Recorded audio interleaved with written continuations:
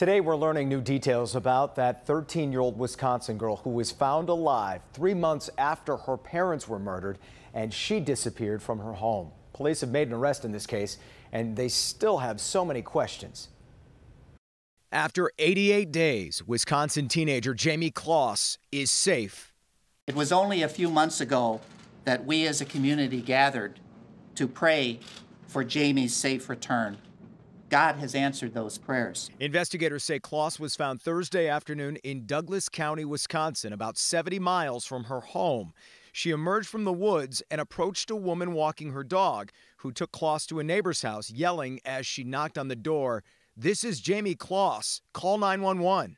We brought her in the house. She came and sat down in our living room with us, and we called 911 immediately. Those who found her say Closs looked skinny and dirty. Her hair was matted. She was wearing shoes too big for her feet, and her emotions were flat.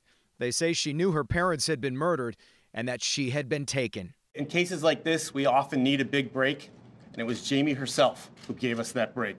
Sheriff's deputies rushed to her Barron, Wisconsin home after getting a 911 call from her mother's cell phone. When they got there, Closs's mother, Denise, and her father, James, had been shot to death. There was no sign of the 13-year-old girl. Now, 21-year-old Jake Patterson is in jail, charged with 2 counts of intentional homicide and 1 count of kidnapping. Deputies arrested him shortly after Closs was found. We understand that this is going to be a process for Jayme, and we don't want to overwhelm her. We want her to be comfortable. So when they tell us that we can see her, we will be there. For these 3 months, investigators and volunteers searched for Jayme Closs and prayed for her safe return. Now those prayers have been answered. Investigators say Patterson has no prior criminal history. They believe he targeted Jayme Closs, but it's unclear whether the two knew each other before her parents were murdered. Patterson is expected to be back in court next week.